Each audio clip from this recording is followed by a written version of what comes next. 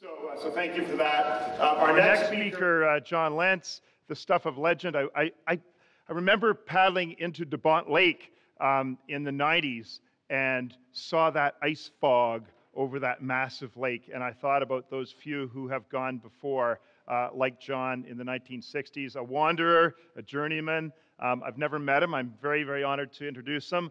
I know he had an epic launch of the LSTX presentations at the Canoe Museum in October, and so I don't think he needs any more introduction. John Lentz.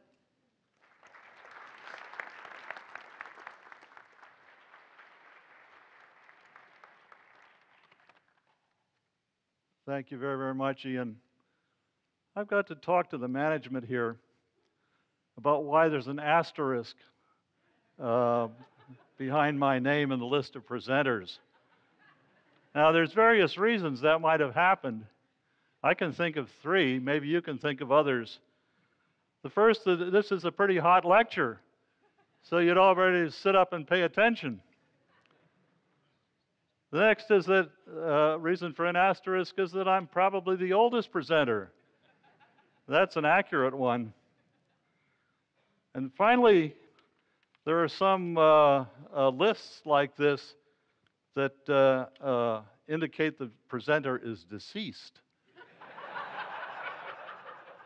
And I'll leave you all to judge yourselves for that. Yes. Well, this is a little bit of a book talk.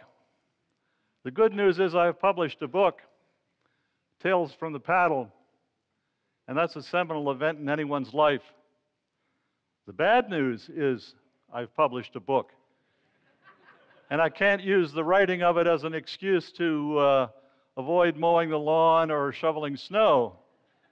So at any rate, the book is out, and the first thing I'd say is that it was reviewed very, very nicely by Tony Harding in the prior issue of Nostalgian, and I believe this was Tony's last book review before passing on, and in absentia, I thank that gentleman for all he helped me with.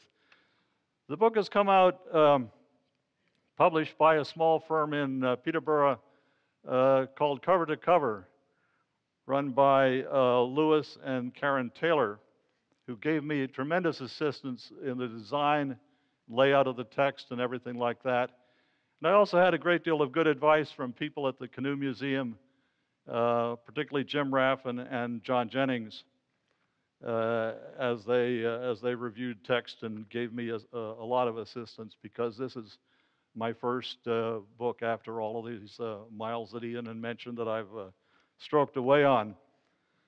I've been stroking since 1962 when I was on a back river descent, and we congratulated ourselves then from the mere fact we'd all survived.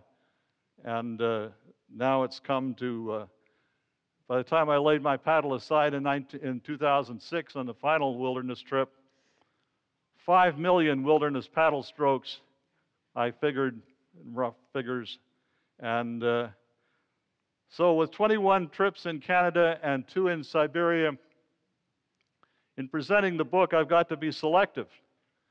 And what I've selected to show you today is a little bit more about Chapter 11.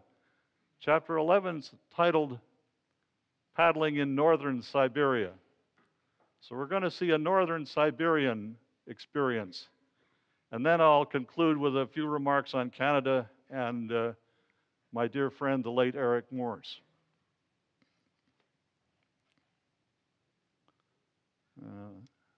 There we go. So let's talk about Northern Siberia. You don't just get there. And this is a short letter, and you sense the date, and you can all read it without much trouble.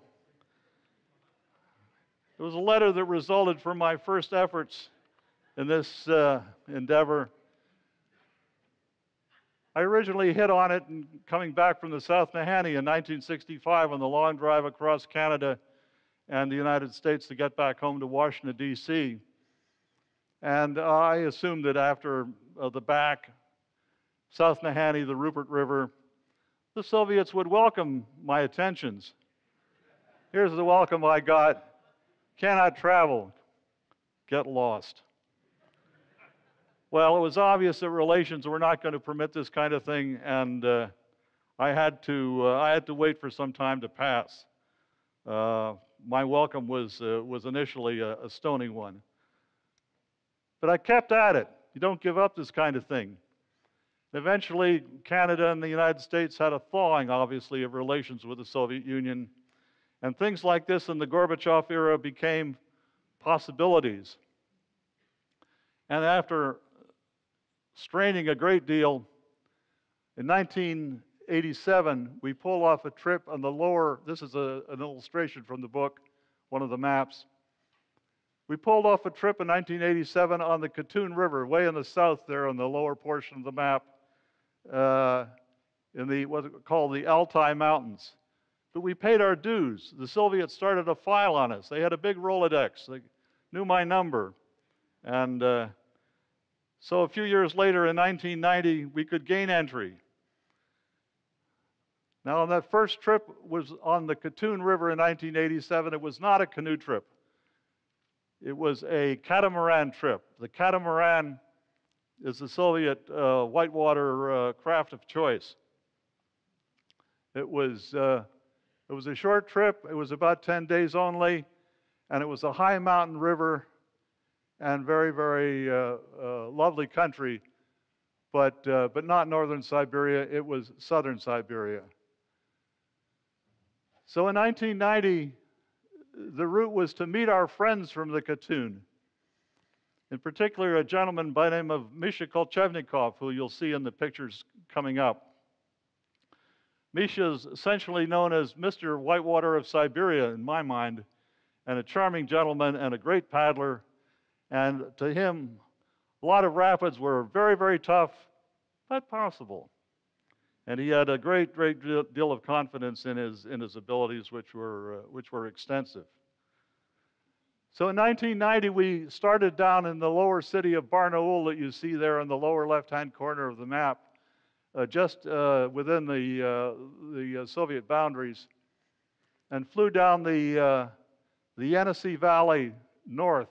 It's down the valley, the river's flowing north, obviously, and turned northeast towards the town of Hatanga. It's spelt with a K but pronounced with an H. And we're going to have our base there and fly south into the Memecha River, run the length of the Memecha into the Keta River, and then finish back where we started at the town of Hatanga.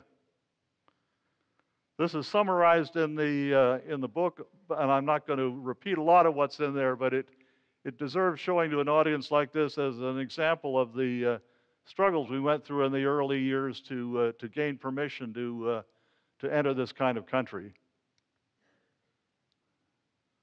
Now, this is not the most wonderful photograph in the world, but it's taken from our hotel room in Hatanga, looking out onto the airport that we landed on the prior day, coming in on a Yak-40, little turboprop. And that's the Soviet Red Air Force jet, about ready to take off. These were powder blue jets and moved very, very silently. Beautiful aircraft. But that's the kind of photograph in the Stalin era that if it was found in your possession, you'd be executed. Trial would be very short and sweet. Now here I'm in the Communist Party building. I had been passing a little time of day the prior day outside and asked some of the people if I could meet the city fathers, and we're going in for a discussion of the route and the trip. But before we get in there, I don't have any pictures of this, but I did relate it in the book, and I'll tell you the story. It was quite entertaining. We were doing some serious work outside in the Place Centrale, a sort of central square of Hatanga, with a lot of people standing around, Soviets, and we had a TV crew that had come from Los Angeles, and everybody was around, and we were fitting decks to our 3 canoes. Now, Old Town Canoe of Old Town, Maine had been extremely generous to us in offering 3 boats, transportation all the way out there to Hatanga, and decks as well. And the only thing remaining for us was to fit the decks.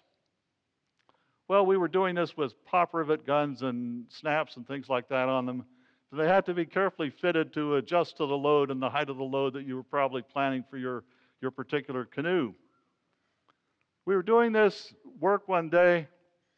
The Soviets were standing around and kind of laughing, sniggering at us. And I stopped my work and I turned around and said, through the translators and everything, I said, well, what's so funny? What are they laughing at? This is serious canoeing kind of work. No answer. I persisted. I didn't like being laughed at. I finally got the message through that we were using the Old Town Tripper canoe, and there was a Tripper decal on the bow of each boat. However, if you translate Tripper using Cyrillic language, you get, and use Russian street talk, you get the word gonorrhea. So we hotshot paddlers from the United States and Canada had showed up with a gonorrhea model canoe. And I sort of thought that was amusing too. I could see why they were laughing at me. So at any rate, that was the prior day. At this point, we're being ushered in to meet the city fathers. And here's the city father himself, Vladimir Ilyich Ulyanov, otherwise known as Lenin. I'm contemplating the bust of Lenin outside the meeting room where we're going in. Now, the city fathers are not what you normally expect. They weren't elected officials at all. They're the Communist Party of the Soviet Union, the CPSU. And they're the Red Air Force and the Soviet Navy. They had officers, senior officers in uniform come to this meeting. They wanted to know what we were up to. And so I'm standing here kind of, and to my left is Fred Gaskin representing the Canadian side of things. And then on the other side of Fred is Misha Kolchevnikov, our good friend. Now, by my right elbow is a gent by the name of Willie Gross. You're going to bump into Willie Gross later on. He's not going to go on the canoe trip, the paddling trip, because he's a little overweight and he didn't like to paddle. But Willie Gross will be involved. In this particular meeting, he's saving my bacon, because the natural question that came from the communist side was, what is the purpose of your expedition? And, well, I'm standing there and supposed to answer, and fundamentally the purpose of my expedition was my summer holiday. But I couldn't tell that to the communist government. So I looked down at Willie Gross and I said, give him one of those heaven help me looks. I'm in need of assistance here. And Willie nicely bailed me out by saying we were going to do water studies and take soil samples and take them back to Barnaul, and his institute would study them and all that kind of thing. So we got through that one. But you can't tell the Communist Party it's your holiday. That won't wash. Behind us you see the national flags, the 3 countries, Soviet Union, Canada, and the U.S. Here are the flags again, and the added feature is the flag of the Explorers Club in New York, which we were taking along. There's Willie at the head of the table with my friend Mike Springer and a number of others sitting around. Now, in the foreground here on the right, there's Fred Gaskin, my good friend who joined with the Canadian side, and his paddling partner, Jack Purchase, who you'll see later in the pictures. Next morning, we take off, and we're in helicopters. There are relatively few fixed-wing aircraft out there, but helicopters are used continually for shuttling people around, and they don't really worry about the cost of things. We were under a socialist system here, of course, and they didn't get concerned about the cost of what some trip would cost in a helicopter. If it was supposed to be done, it was done, and the expense was secondary. Helicopters they used were known as the Mi-8, a fairly high-capacity craft. Here the craft is leading. We're at the headwaters of the Memecha River, and you can tell this gent in the foreground is pretty pleased with things. He's one of the Siberian paddlers that have come along to get their catamarans down the river and maybe help with our canoes later on. And the other ones, the watchers, that's the other type of Soviet, and they're from one agency or another, better left unnamed. And they were all huddling and checking whether they wanted to interview me or not. And so the Mi-8 goes, and you get this great sense of freedom and release that is so similar to Canadian trips, I think, when, my God, you're finally out there, and it's you and the environment, and it's just that change that is so special. That's true here, very much so. Now here's Bob Schaefer and myself going down in our tripper canoe. And if you carefully, you can read the word tripper on the bow there. That was one thing I said to Old Town later on when we got back, that they might want to pull the decals the next time they send those babies out to the north. Now I'm going to talk for just a second as you look at that picture, and you'll see this as we proceed down the river. There is one huge difference between this part of northern Siberia and most all of Canada. And you'll see that it's sort of evident in this picture. And a few of you might almost guess it without my saying so. And the point I'm trying to make is, where are the rocks? There really aren't hardly any rocks around up there. The reason is there was no glaciation. The Wisconsin ice sheet, to get a bit technical about it for a second, was quite asymmetrical when it blasted through here about 14,000 years ago. It covered the greater part of Canada, almost all of Canada, hardly touched Alaska, and it did not touch the Memecha River here. It didn't do that. It didn't touch most of all of northern Siberia. So what does this mean for craft? It means you don't have to have a high capacity or a low capacity craft. You don't have to take the boat out of the water continually. And as a result, canoes were never used. They were never needed. You could get by with great, huge barge-like affairs. And it made for different kinds of rivers, easy, gently flowing rivers, and created a lot of, there's a cat, a lot of difference in the tree growth as well, because the topsoil is not scraped away. And you can build up easily a meter up here of lovely humus that permits a great deal of tree growth. Now this little rapid at the upper part of the Memecha is very, very easy for a Soviet cat like this. It's basically built for much heavier water down south where the Katun is, and was a very average boat, particularly on flatter stretches. Now here is Jack Purchase behind the sled. This is sort of like an old used car lot.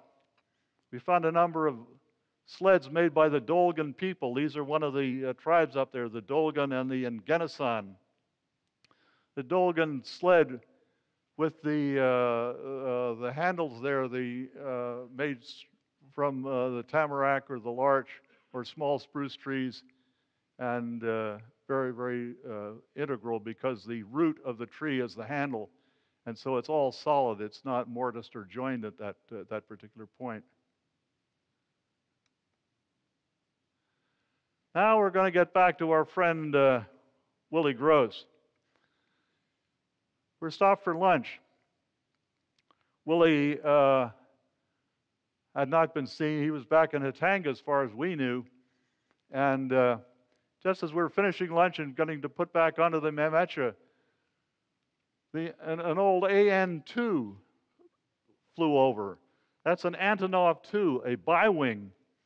Flew over, the door popped open, and there was old Willie with a camcorder, putting his lens out the door and taking videos.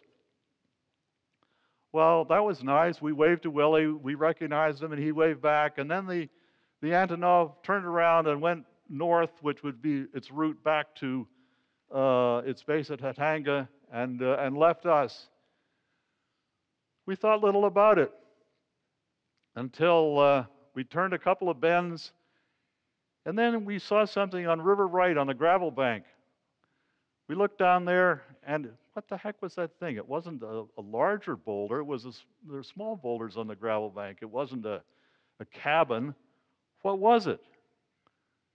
Well, we finally concluded it was the Antonov, upside down. We later learned what had happened was that Willie, a member of the Communist Party, had ordered the pilot to land. The Aeroflot pilot told him, "There's no bloody good place down there to land, sir." Well, he was ordered to do it. And you don't, if you're valuing your career at all, countermand an order from the CPSU, the Communist Party of the Soviet Union. So he tried to land. He couldn't get purchase when the tires bit in. They bit just too deeply. The aircraft nosed in, prop spinning, was right into the boulders for a little while, and then flopped back over, as you see on its tail. Well, as this was happening, our kayakers, the TV soundmen, the TV cameramen, they smelled blood, and they could travel down the river when they wanted to. They turned on the jets. So these two kayaks hit the beach first as we were coming downstream towards this accident. Now, if you're an Aeroflot pilot and you've just pranged your aircraft like this, and you're not hurt, and you think most of your passengers aren't hurt either, you're just getting out of the cabin, you push open the door, you crawl out, you're a little bit dizzy from all of this, and who are the first people you see? An American TV cameraman, an American TV soundman. What a day.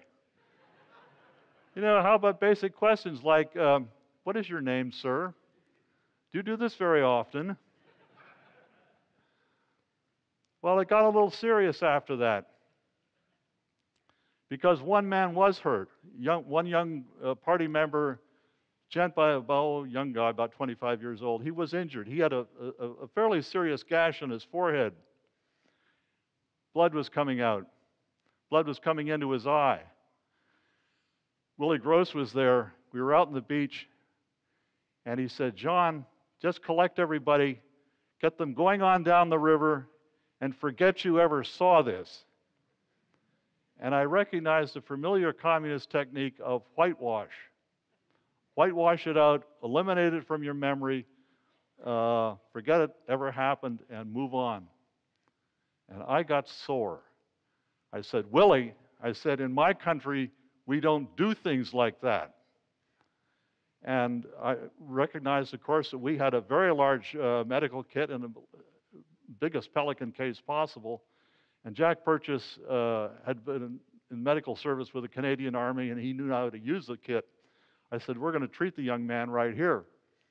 I said, "What I'll do, Willie, as a compromise, I won't camp under the wings of the aircraft. I'll take the group down to the end of the gravel bar, and we'll camp there." Well, Misha Kolchevnikov backed me up, and so Willie didn't like having his orders countermanded, but he acceded with what I thought was surprising grace. And we went down to the end of the gravel bar. Jack Purchase patched up the young man's forehead, put a couple stitches in it, stopped the bleeding, made sure he was not in shock, and we got by that incident in a I might say a sort of Western style rather than the CPSU style. Now, Fred Gaskin, my good friend who's here today, did some business. Here, the pilot on the right is pinning his wings on Fred. Fred has just purchased the pilot's Aeroflot wings.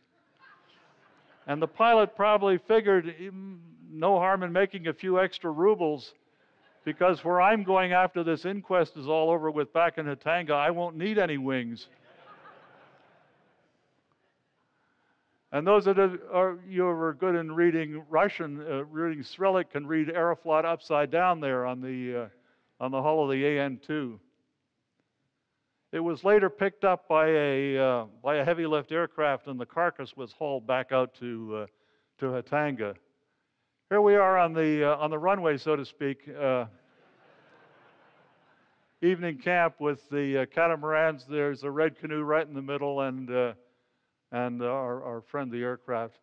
They also had another helicopter come in later that evening to take everyone back out. Okay, fish. You've seen fish. Here's a healthy one. This is the smallest of our Soviet participants, Vasily. And what he's holding is a taimine. Taimine is a Siberian fish, relative of the trout family. And it was caught one morning when his and the other two catamarans fell way behind we in the canoes. Canoes were ahead, and I stopped the canoes and the kayaks, and my God, the group was just splitting apart miserably. I had to keep everyone in reasonable eyesight.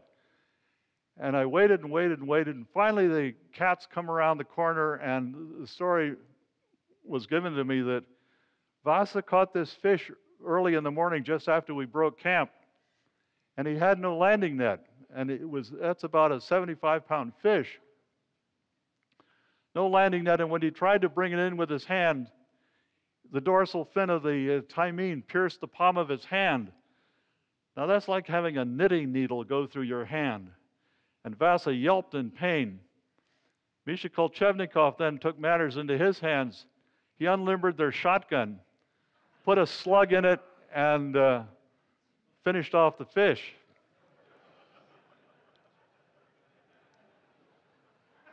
There it is.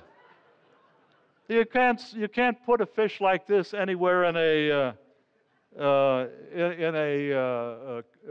catamaran, so it had to go in front of me in a canoe. And so I'm paddling with a 70-pound thing. And we paddled there that afternoon through some nice heavy water. Here's a shot of the cat going through. And then Jack Purchase and Fred Gaskin, Purchase in the stern, Gaskin in the bow, did a beautiful run, solo run through the rapid in the old town tripper. Then Jack asked one of the Siberians, Valery Polunin, if he'd like to take a ride through with him. Unfortunately, Jack has a backwater technique in heavy water like this. He dead sticks, as we say, through water. And he tried to explain it up in the eddy at the top of the whitewater to Valery. Valery nodded. He nodded vigorously. He was bobbing his head up and down. And Jack thought that meant that the communication was going through, that the man understood. Well, not quite. It meant Valery wanted to get rolling and not sit in the eddy forever. So eventually they started down the rapid. Now, Valery had not got the dead stick message, so here you have Jack in the stern backwatering vigorously, and Valery in the bow going forward like a bat out of hell, like any Siberian would do.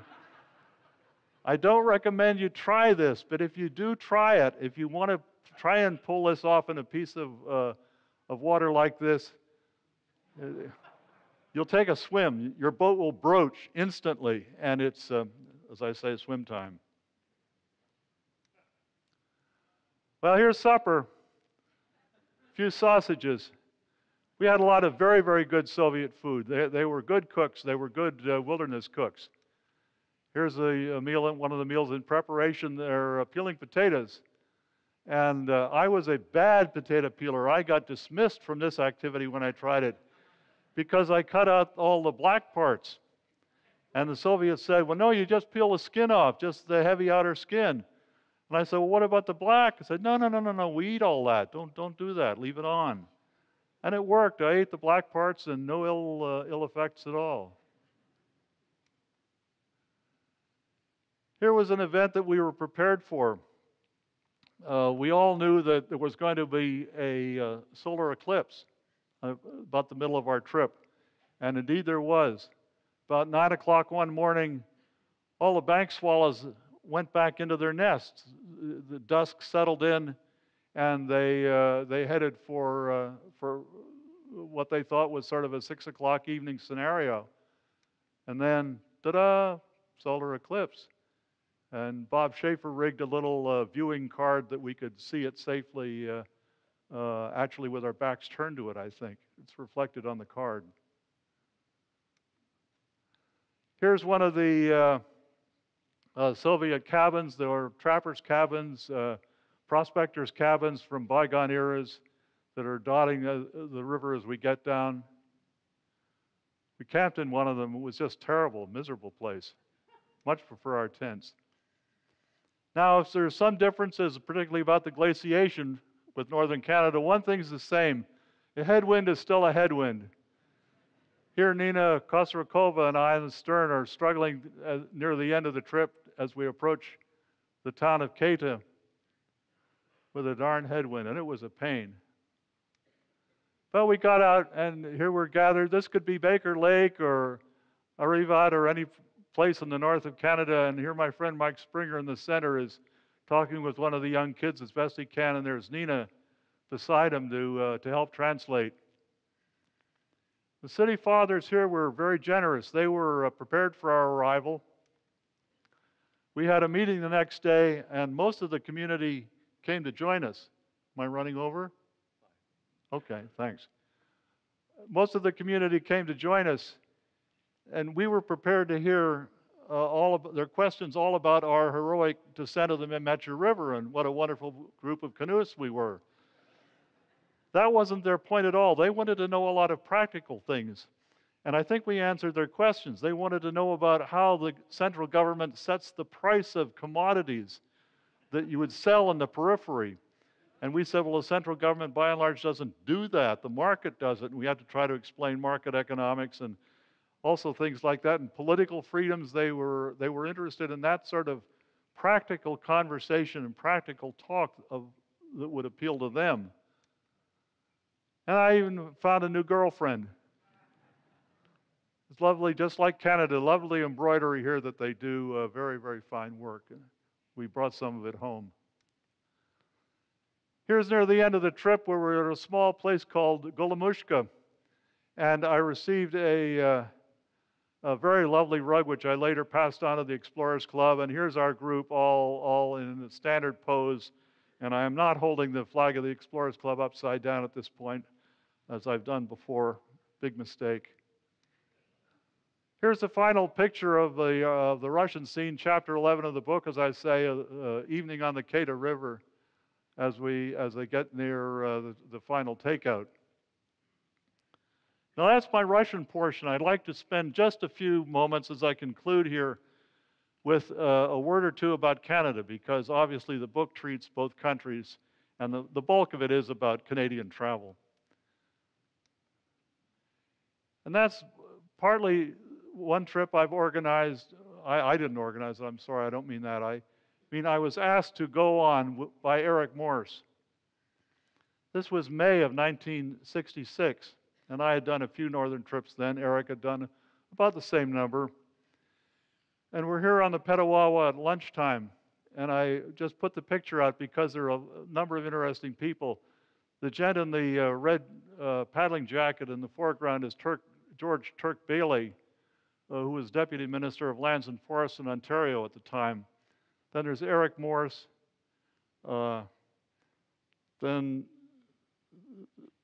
there was the Blair Fraser is next in line, who unfortunately passed away on the Petawawa 2 years later, exactly 2 years later.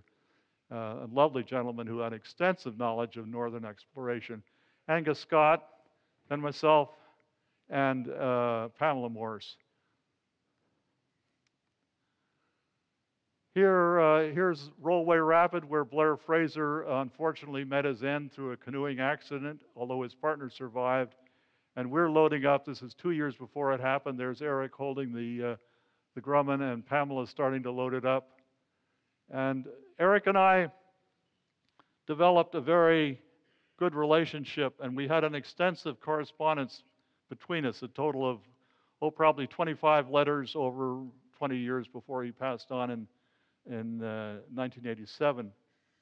And one of the things I wanted to do is to get that correspondence and a related trip journal that Eric gave me of his second trip in the north of Canada, a route from Aylmer Lake to Ray via the Snare and the Lockhart.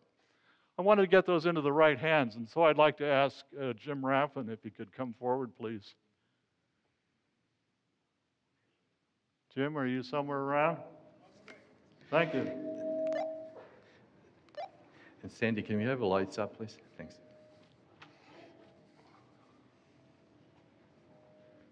Jim, I want to give these Eric Morse letters and do it in a kind of a formal way at our symposium here that we've both enjoyed so much over the years. I wanted to give you a portfolio of Eric Morse letters for the museum's library, and also the journal that I mentioned that Turk Bailey and Eric Morse wrote, and that's their copy. And I hope the museum enjoys them, and good luck. Thank you. Thank you very much. And thank you all.